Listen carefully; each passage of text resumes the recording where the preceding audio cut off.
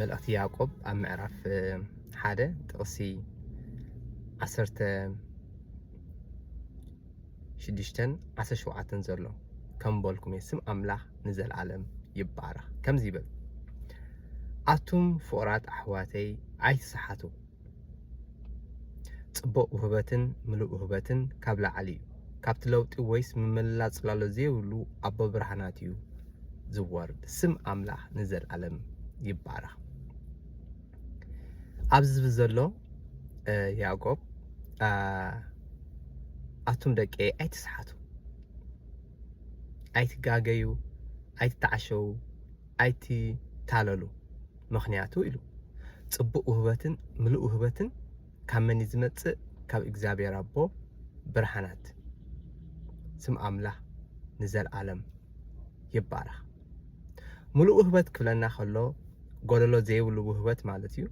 ጽቡቕ ውህበት ክብለና ከሎ ከዓ ሕማቕ ዘይብሉ ውህበት ኣይገርምን ስም ኣምላኽ ንዘለዓለም ይባረኽ ስለዚ ካብ ካልእ ክንረኽቦ ዘይንኽእል ካብ ገንዘብ ካብ ሰባት ካብ ዝነብራላ ዘለና ዓለም ክንረኽቦ ዘይንኽእል ምሉእ ውህበትን ጽቡቕ ውህበትን ካብ እግዚአብሔር ኣምላኽ ጥራይና ንረኽቦ ካብዚኣ ምድሪ እዚኣ ካብዚ ዓለም እዚኣ እንታይ ኢና ንረክብ ጎደሎ ዝኾነ ውህበት ሕማቕ ዝኾነ ውህበት ኢና ንቕበል ካብ ኣምላኽ ግን ኩሉ ግዜ ኩሉ መዓልቲ እንታይ ዘሎ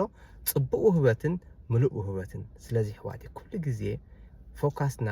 የዒንትና ናብ እግዚአብሔር ኣምላኽ ነብል ንሱ ምሉእ ዝኾነ ውህበት ክበና እዩ ንሱ ጽቡቕ ዝኾነ ውህበት ክበና እዩ ምክንያቱ ንሱ እግዚአብሔር ኣምላኽ እንታይ እዩ ሰናይ ኣምላኽ ስለ ዝኾነ ብሩኽ ኣቦ ስለ ዝኾነ ኣብ ኣምላኽ ክፍኣት ዝበሃል ነገር የለን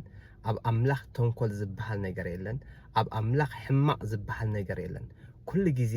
ኣብ እግዚአብሔር ኣምላኽ እንታይ እዩ ዘሎ ጽቡቕን ምሉእን ውህበት እዩ ዘሎ ስለዚ እንታይ ኢልዎም ኣይትስሓቱ ንሕና ኸ ኣይንስሓት ኣይንጋገ ኣይንታለል በዚ ናይ ዓለም ሲስተም